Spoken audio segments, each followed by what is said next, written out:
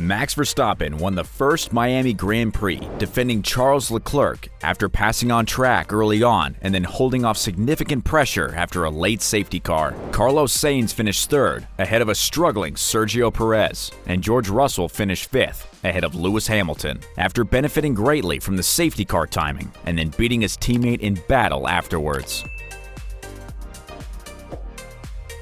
At the start, Leclerc took the lead from the pole position, while his teammate Sainz was unable to make a similarly quick getaway from the racing line on the right-hand side of the track. Verstappen was able to quickly get alongside the second Ferrari, and the Dutchman went wheel-to-wheel with Sainz through the first corner before passing with a forceful move into the second corner sweep, which they were soon blasting through. At the end of the first lap of 57, Leclerc had a 0.8-second lead and quickly moved to pull clear of Verstappen's DRS range by the time it was activated on the third lap. Throughout the first sector of the race, Leclerc gained 3 to 4 tenths of a second before Verstappen's superior top speed brought him back towards the Ferrari along the long straights in the second two-thirds of the circuit. Leclerc's lead reached 1.4 seconds at the start of lap 6, just as he set a then fastest lap in the high 1 minute 33 seconds. But a dark band of rubber appeared on his right front tire shortly after. Verstappen began to edge back towards the Ferrari after learning that his rival was struggling on the medium tires that all the leaders had started on. Verstappen arrived right on Leclerc's gearbox at the end of lap 8, moving alongside as they ran down the pit straight and then taking the lead with a simple pass in turn 1, Leclerc opting not to fight too hard. On the second following, Leclerc pushed hard to keep up with Verstappen through the first sector,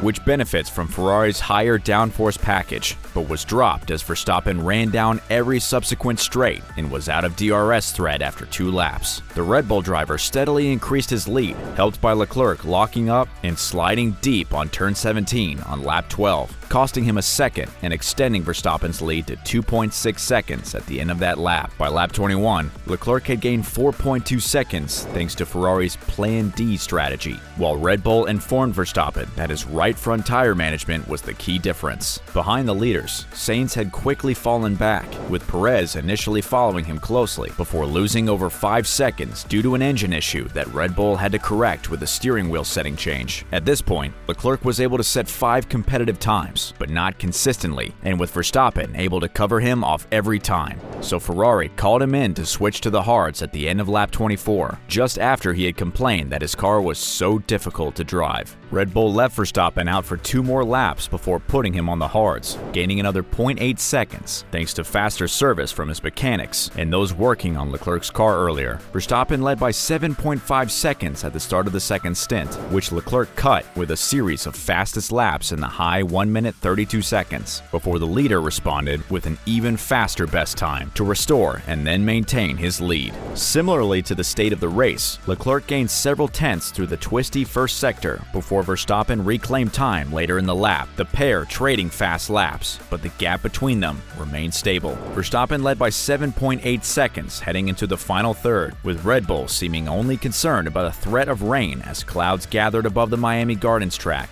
The safety car was deployed on lap 41 after Pierre Gasly and Lando Norris collided, putting the McLaren driver just past the start of the long, meandering acceleration zone that followed the fake marina at turn 8. Gasly was touring slowly after colliding with Fernando Alonso on turn 1 earlier in the race as they battled in the lower reaches of the top 10. And while the Alfa Tauri ran wide through turn 8, Norris moved to overtake his left-hand side. However, Gasly appeared to drift left, unaware that Norris was approaching, and the contact spun Norris around and knocked off his right rear, causing the race to be stopped for 5 laps, during which Perez pitted from the 4th to go back to the hards. The stewards took note of the incident, but took no action. Gasly retired shortly after the collision, claiming that something on the rear right of his car had broken, causing him to run wide. Gasly explained in the post-race press conference that the damage was sustained 1 lap earlier when he collided with Alpine driver Alonso, who attempted to dive up the inside at turn 1, resulting in contact. We tried to do 1 more lap to see if we can continue, and the car was too damaged. I could not even stay on track or turn left anymore.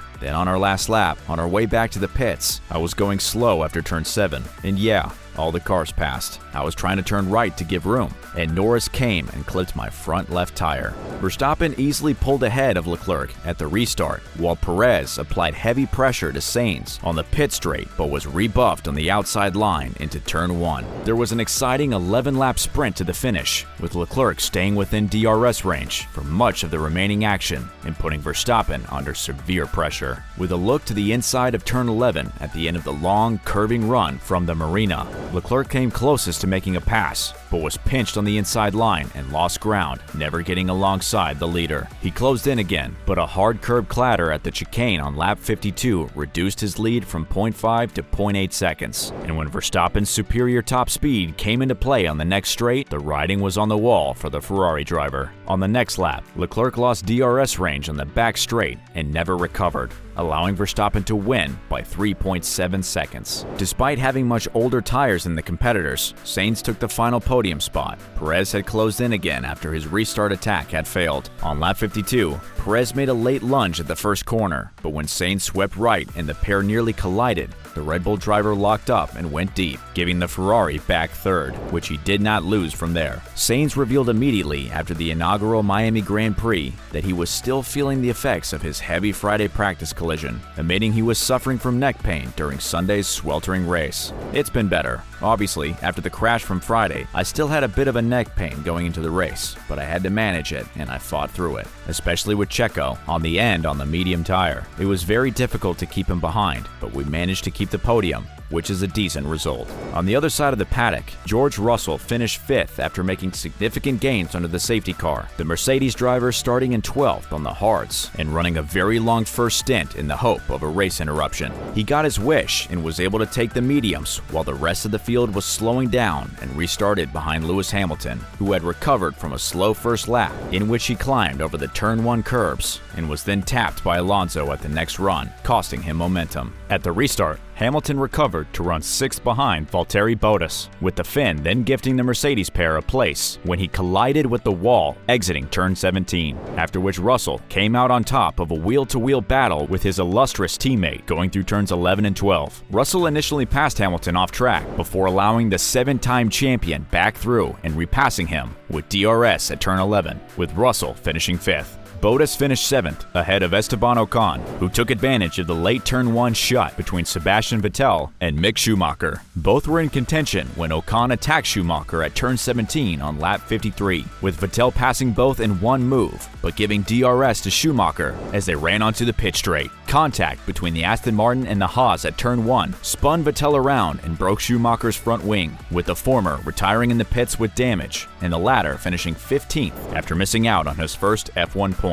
Alonso finished 9th after being given a 5-second time penalty for his collision with Gasly, with Alex Albon rounding out the top 10 for Williams. Guanzhou was the other retirement, having been ordered to pit during the early laps. With Verstappen's second consecutive F1 victory, following his success in Imola, and the advantage in terms of speed once more, champion leader Charles Leclerc is clear that the time has come for Ferrari to make some progress. The Italian team has so far refrained from making major changes to its car, but the team has stated that new developments are on the way to help its cause. Following the race, Leclerc stated, "We need to keep pushing. Upgrades will be very important throughout the year, and I hope now that we can do a step up from the next race onwards. But it's been tight since the beginning of the season." Leclerc admitted that his hopes of winning were dashed in the first stint, when he was not as quick on the medium tires as Verstappen, and while the Ferrari F175 was better suited to the hards used for the second stint, his pace was still inefficient to reclaim the lead. "We struggled quite a bit with the medium tires, especially in the first stint, and got overtaken there. Then it made our race a bit more difficult from that moment onwards. On the hard, we were very competitive, and toward the end, I thought I can get Max at one point. Today, they had the advantage in terms of pace, but it was fun, and it's amazing to see so many people again. I keep saying it, but yeah,